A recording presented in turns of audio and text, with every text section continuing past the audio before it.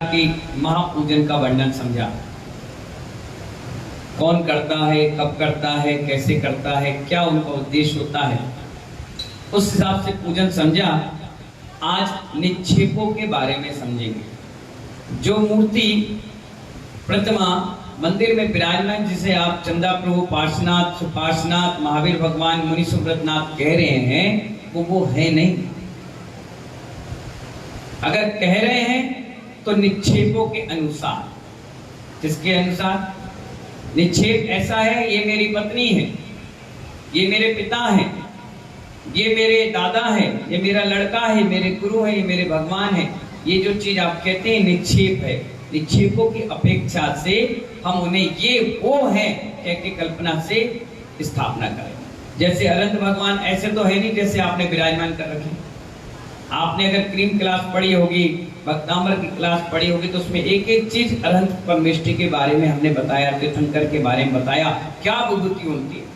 तो अगर उस हिसाब से देखोगे तो आप जो मंदिर में प्रतिमाएं विराजमान कर रहे हैं उसके लिए कुछ भी नहीं कर पा रहे, है ना। फिर भी ये वो है कि कल्पना से हम निक्षेप से उनकी पूजा करते हैं। उन निक्षेपों को आज समझिए। अगर आप सोनागिर सम्मेशिकर में पूजा कर रहे हैं, अगर आप सुबह दोपहर शाम के पूजा कर रहे हैं, आप प्रतिमा पे, लकड़ी पे, रेत पर प्रतिमा बनी उसकी पूजा कर रहे हैं, कई प्रकार की पूजा है। उस पूजा निक्षेपों के अनुसार कहाँ कहाँ कब कब करनी चाहिए सम्यक रीति से आपको बता रहे हैं। बड़े ध्यान से सभी लोग सुनिएगा, है ना। पहला है निक्षेपों की अपेक्षा से पूजन कितनी प्रकार की। प्रश्न क्या आया? जोर से बोलो। निक्षेपों की अपेक्षा से पूजन कितनी प्रकार की? तो आचार्य कहते हैं 6 प्रकार। कितने प्रकार की? नरेश जी कितने प्रकार की? 6 प्रकार की। पहला प्रकार है नाम, और इसके पीछे जोड़ दीजिए निक्षेप। क्या जोड़ दीजिए?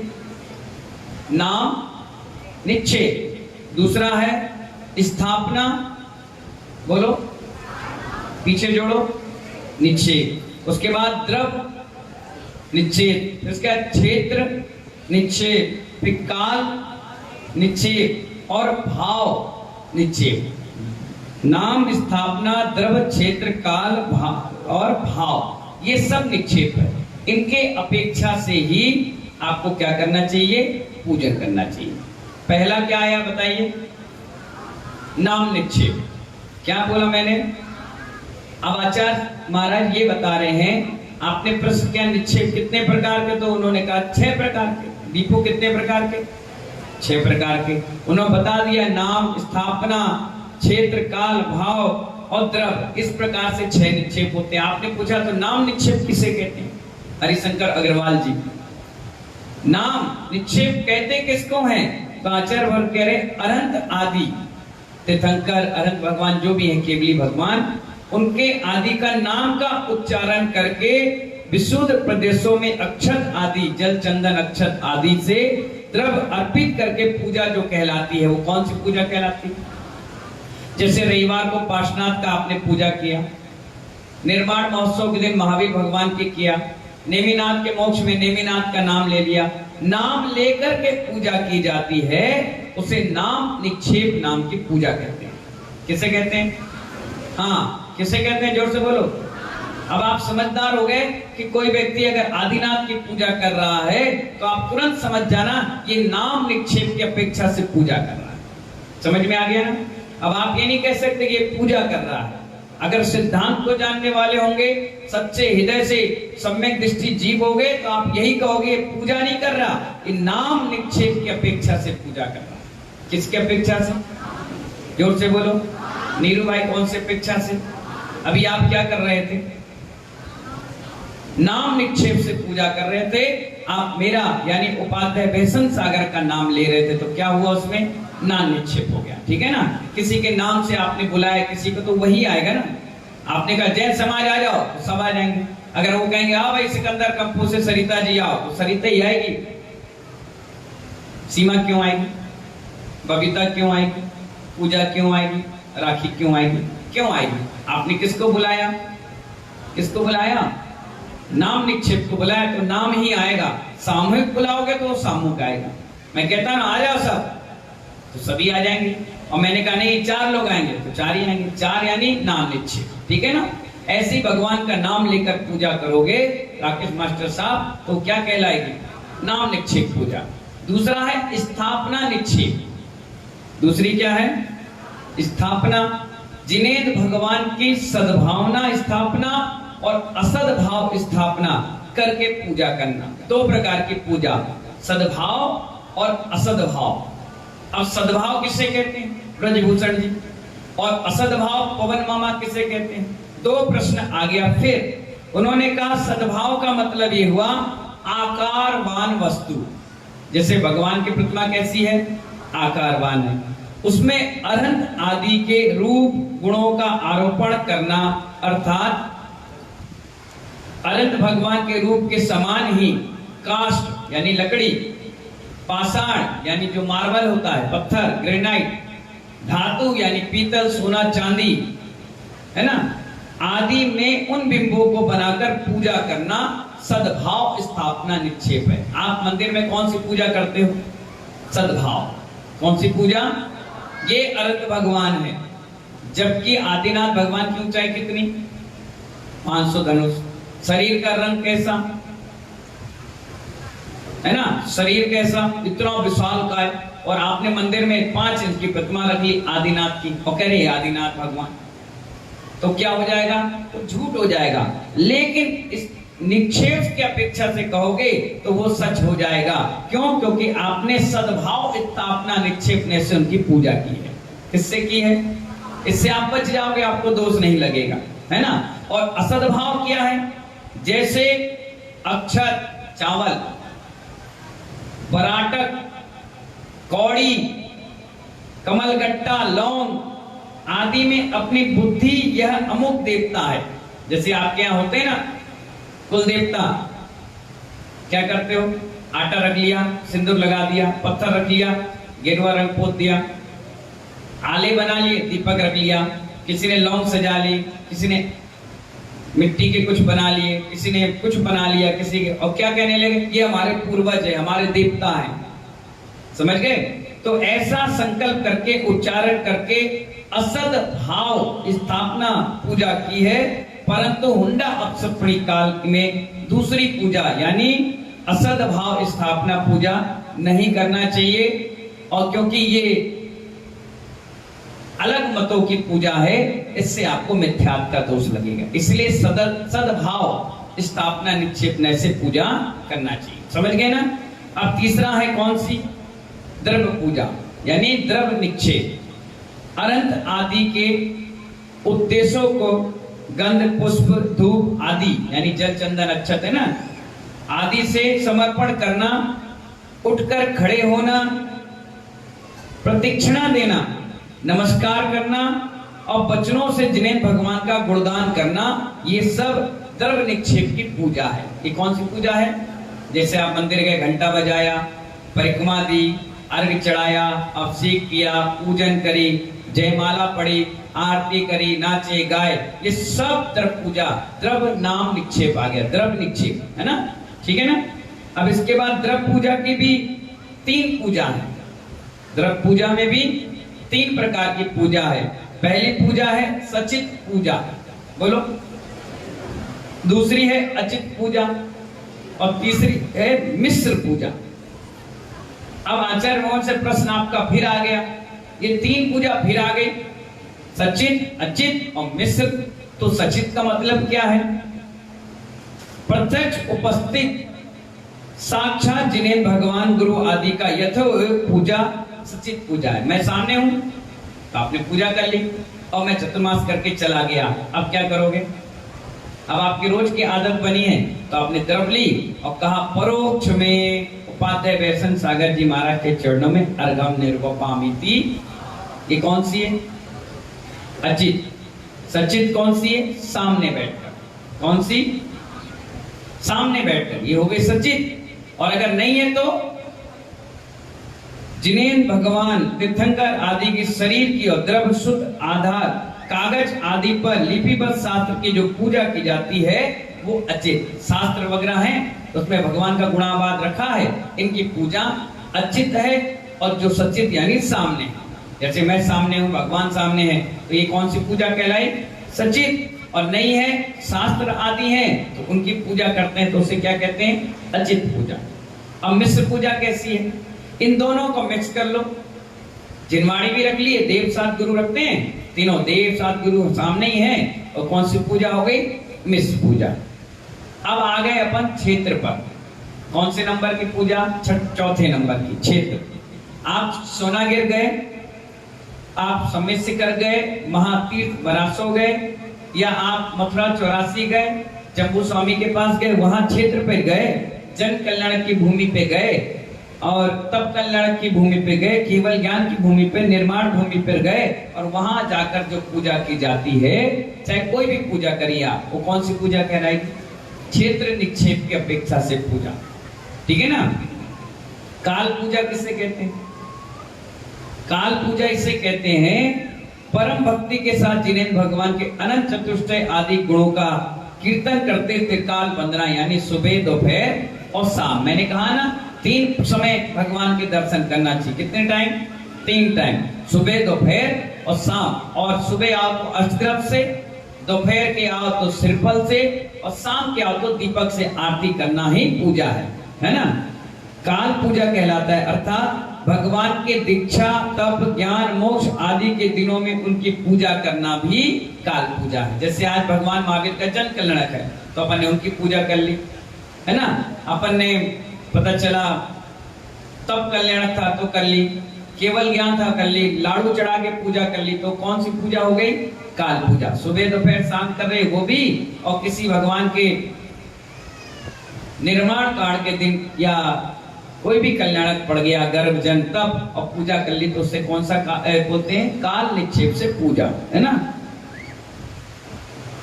इस प्रकार से आपकी ये पूजा हो गई, द्रव्य, क्षेत्र, काल, भाव वाले हो गए ना, है ना? अब आ गई आपकी, एक प्रश्न आया, पूजन श्रावक का कौन सा कार्य है? एक प्रश्न आया, क्या आया प्रश्न? पूजन श्रावक का कौन सा कार्य है? तो आचार्य भगवान कह रहे हैं पूजन श्रावक का सबसे पहला कार्य। कौन सा कार्य है? पूजन। आप बिना पूजा के जैन श्रावक नहीं कहलाएंगे। कितने लोग पूजा करते हैं बताओ? ये सब श्रावक है, और हाथ नीचे कर लो। और कौन नहीं करता ईमानदारी से हाथ उठाओ। अब आप श्रावक नहीं हैं,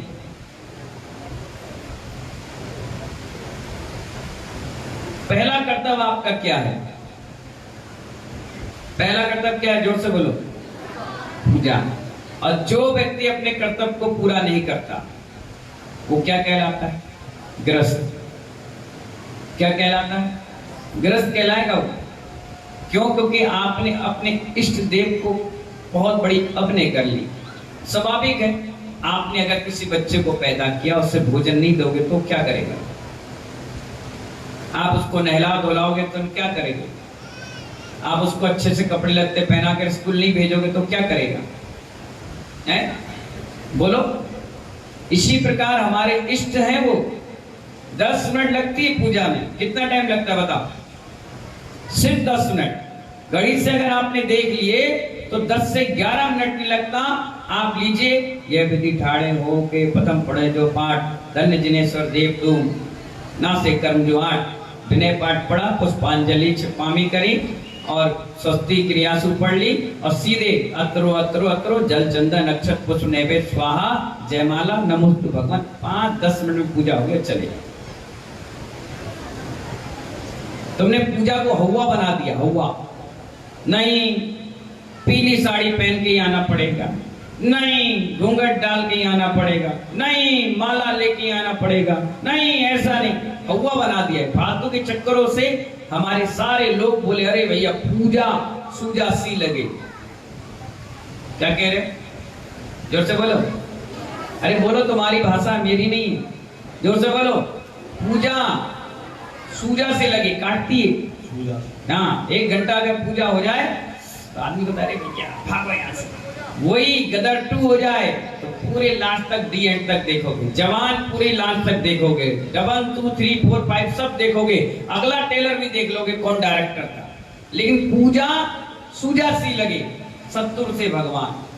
सतुआ देखा है समय शिखर में, जब कभी गर्मी होती तो सतुआ बनता है पूरा डाल के, गुड़ डाल के। आदमी क्या करता है, बड़े चाव से खाता है।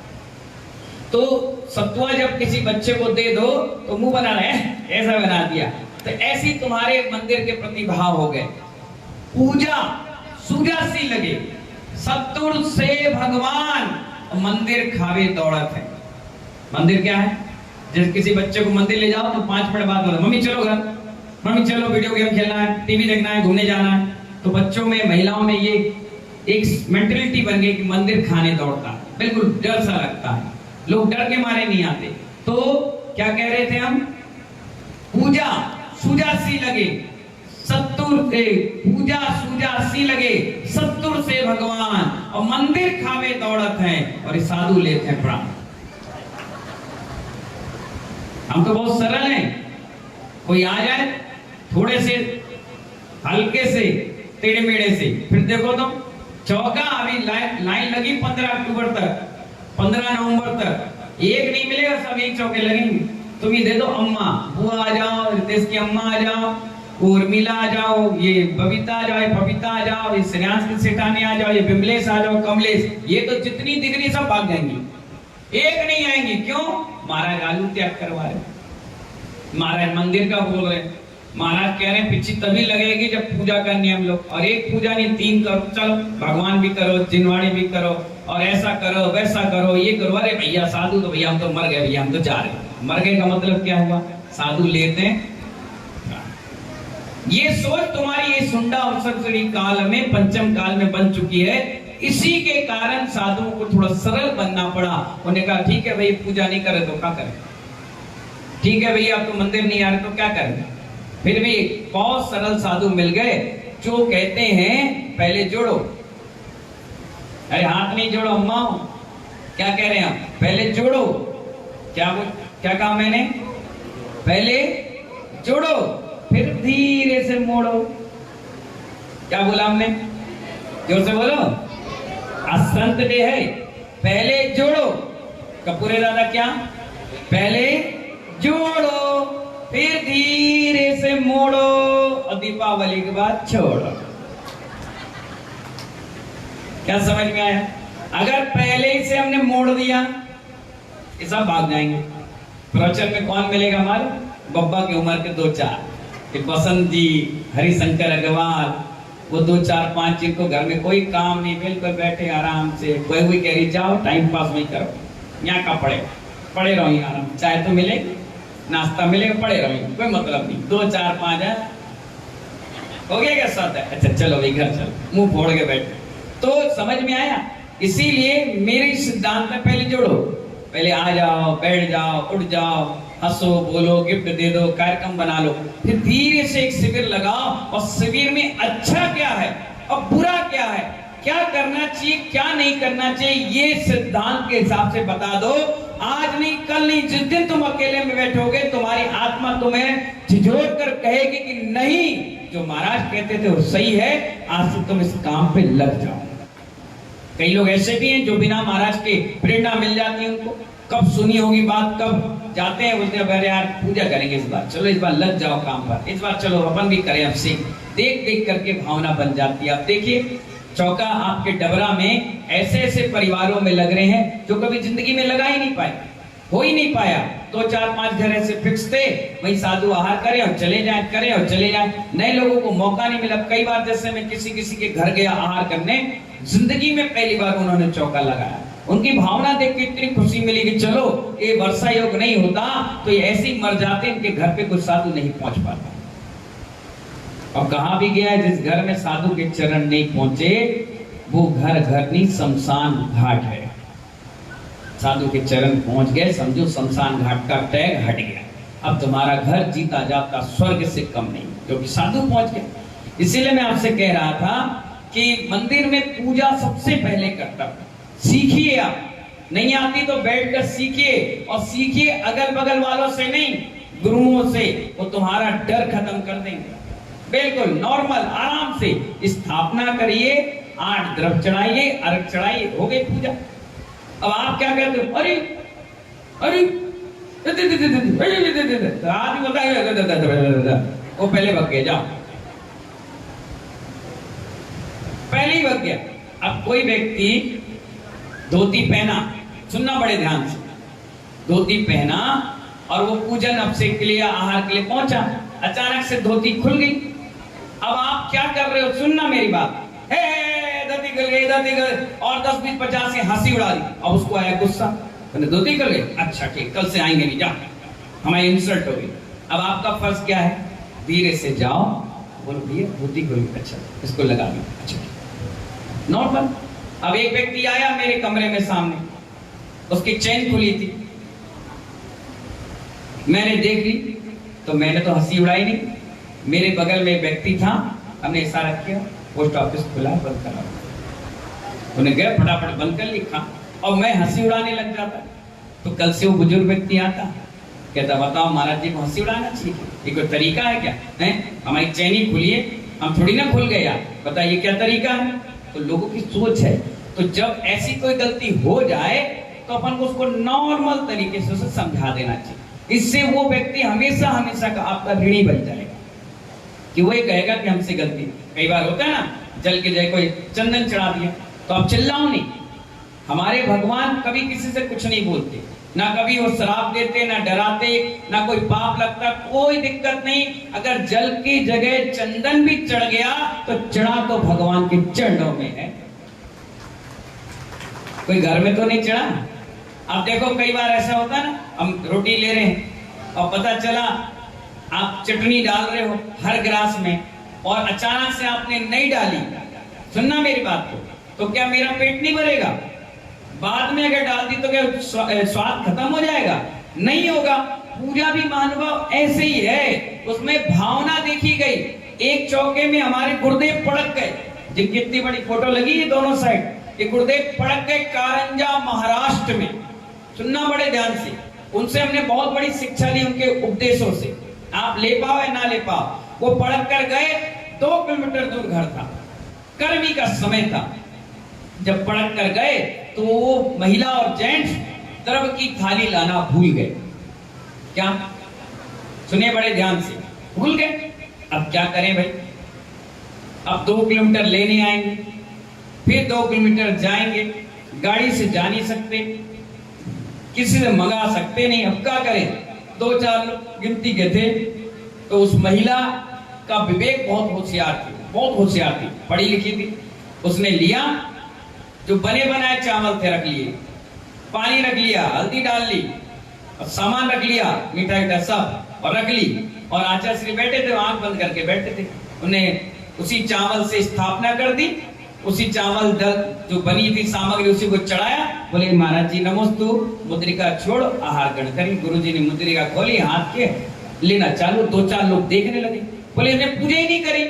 बोले पूजा भावना से कर ली, इसमें ये नहीं देखा गया चढ़ाया आपने क्या है, उसमें ये देखा इसने नवदा भक्ति कर ली, हमने हार ले लिया, काम करता। अगर लौट आते तो क्या होता? लौटने वाला तो सिस्टम यहाँ है ही नहीं। किस कारण से लौटोगे आप बताओ? कोई धारा ही नहीं, इसमें अपराध ही नहीं है। काय का अपराध? आपने पूजा की ना, अब किससे की इसका मतलब इन दिगंबर साधुओं को नहीं है। अगर ये मतलब रखेंगे तो इनको भी दोष लगेगा। अगर आपने कहा कि द्रव्य से पूजा करो, तो द्रव्य आएगी कहां से? बाजार से। बाजार में कहां से आएगी? खरीदोगे, खरीदे काय के? पैसे से। पैसा कहां से आ गया? दिमाग लगाओ, महाप्रति को ये बातें नहीं करना चाहिए। उन्हें तो ये बताना चाहिए कि अष्टद्रव्य से पूजा करना चाहिए, भैया आपसे करना चाहिए। अब तुम दूध से करो तो हमें दोष नहीं, तुम जल से करो तो दोष नहीं, तुम रगड़ के पोछो तो दोष नहीं, हमें उससे कोई मतलब नहीं। अगर मैं अभिषेक देखने ना जाऊं, शांति धारा करने ना जाऊं, और मैं मंदिर ना जाऊं, तो हमें कभी जिंदगी में दोष नहीं लगेगा, क्योंकि हम खुद पंच परमेष्टि। बोलो, टेंशन नहीं करता। ये कर्तव्य आपके हैं। और साधु क्या कर रहा है? इन कर्तव्य में उलझ कर अपने 28 मूल गुण को भूल चुका है। इसी के कारण समाज में विसंगति फैलती, लड़ाइयां होती, झगड़े होते हैं, क्योंकि आपका कर्तव्य है, हमने आरा काम है उपदेश देना, आदेश देना नहीं। यही 20 और 13 की लड़ाई है, यही 20 और 13 की लड़ाई। इसलिए आपसे और मेरा क्यों गठजोड़ जुड़ गया? क्योंकि ना आप 13-20 में लगे पड़े हो और ना हम 13-20 में। हम तो धर्म उपदेश दे रहे हैं, सुनने आओ तो ठीक है, नहीं आओ तो ठीक है। जो पुस्तक में लिखा उस हिसाब से मैं आपको बता रहा हूं। इसीलिए क्या करना चाहिए, इन उलझनों में अपन को उलझना नहीं चाहिए, बड़े शांति से अपने काम करना चाहिए। तो पूजा के क्या बता रहा था? हाँ, श्रावक का पहला कर्तव्य क्या है? पूजा। और ये आपको सीखना चाहिए। नहीं आता है तो सीखिए, गुरुओं के मुख से सीखिए। सीधी सच्ची पूजा है, 10 मिनट में हो जाती है। अपना नियम करो और चले जाओ। समझ गए? चलिए, श्रावक का मुख्य धर्म कौन सा है? तो मुख्य धर्म है उसका दान और पूजा। क्या है?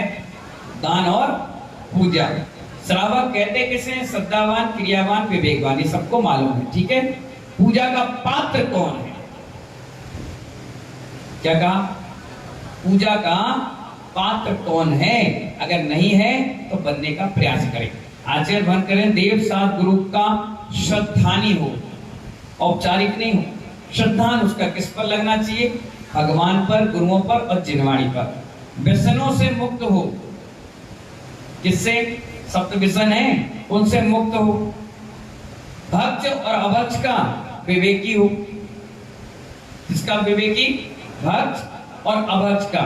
सदाचारी हो, संतोषी हो, अष्टमूल गुणों का धारी हो और अंगहीन यानी विकलांग ना हो, रोगी ना हो। मैंने बताया था कि महाभयानक रोग है जिसका इलाज ही नहीं है डॉक्टर के पास। वही व्यक्ति काय का अधिकारी है? पूजन का। समझ गए? ये सब चीजें उस व्यक्ति के अंदर होना चाहिए। पूजन के अंग भी हैं, जैसे शरीर का अंग होते हैं ना, शरीर का एक अंग भी कम हुआ तो आप क्या हुए? खंडित हो गए। जैसे नाक नाक की जगह, कान कान की जगह, आंख आंख की जगह, गर्दन, चेस्ट, पेट, पैर, हाथ, उंगलियां, सिर, है ना, सब चीज होते हैं। तो ऐसी पूजा के अंग हैं। अगर आप इस अंगों को रखोगे तभी आपकी पूजा मान है, नहीं तो खंडित है। पहला क्या? अभिषेक। एक महिला मुझसे कह रही थी महाराज जी अभिषेक लेट होता तो हम पूजा कर लें। मैंने कहा ठीक है, एक हाथ की तुम घूमोगी, एक हाथ तुम्हारा नहीं हो तो कैसे लगोगी? बेढंगी लगेंगे। कैसे लगे? विकलांग लगेंगे। तो पूजा भी बिना अभिषेक की विकलांग की तरह रहेगी। क्या समझ में आया? पहला अंग है क्या? अभिषेक। अब ये बात अलग है, किसी मंदिर में जल्दी हो रहा है, किसी मंदिर में लेट हो रहा है, पर बिना अभिषेक के पूजन नहीं करना चाहिए। समझ गए आप? क्या समझ में आया? अंग है वो, अंग विहीन हो गया तो गड़बड़ हो जाएगा। पहला का अंग क्या है? 6 अंग होते हैं। पहला अभिषेक। क्या बोलो? सब लोग सुन लो बड़े ध्यान से, आज से गलती कर रहे हो तो सुधार लेना। पहला अंग क्या है? जोर से बोलिए। दूसरा आह्वान, बुलाया जाता है, स्थापना करते हैं, वो जरूरी है। अगर बिना इसके करे तो भी पूजा अधूरी। तीसरा है स्थापना। आह्वान कर लिया, अब स्थापना, ठहरिए ठहरिए, रुकिए, बैठिए, है ना। इसके बाद है सन्निधिकरणम, आप मेरे हृदय के निकट पहुंचे। फिर 5वीं अष्टद्रव, मतलब 4 द्रव। पूजा के 4 अंग निकलने के बाद आती है द्रव, और आप सबसे पहले टूटते हो द्रव पर। जबकि पहला अंग क्या है? क्या है? अभिषेक। दूसरा आह्वान, तीसरा स्थापना और चौथा सन्निधिकरणम। 5वें में द्रव है। और लड़ते सबसे ज्यादा किस चीज में? द्रव पे। जबकि 4 अंग आपने खंडित कर दिए। 6वें में है विसर्जन। क्या है? 6वें में विसर्जन। तो 6 अंग पूजा के इंपॉर्टेंट है, जरूरी है। इसके बाद कल चलेगा अभिषेक की विधि। क्या चलेगी? अभिषेक की विधि, कैसा जल होना चाहिए, कहाँ लाना चाहिए, कौन करेगा, कब करना चाहिए, क्या टाइमिंग है, कैसी शांति धारा किस हिसाब से करना है, उसके सारे विवरण व्यवस्थाएं कल सुबह ठीक 9 साढ़े 9 बजे आपको सुनने को मिलेगी। ठीक है। आज संडे था, आज RSS राष्ट्रीय सेवक संघ की एक बैठक हुई थी, इस कारण अपन लेट हो गए। बाकी टाइम अपन लेट नहीं होंगे। 10 लक्षण पर्व चलेगा तो कोई ऐसा बड़ा काम आपका है नहीं, आप तो आराम से पूजा कर लीजिए। 8:55 पे यहाँ आइए, 9 बजे हम आ गए, 10 बजे आपका प्रवचन समाप्त, आप भी अपने रास्ते और हम भी अपने रास्ते।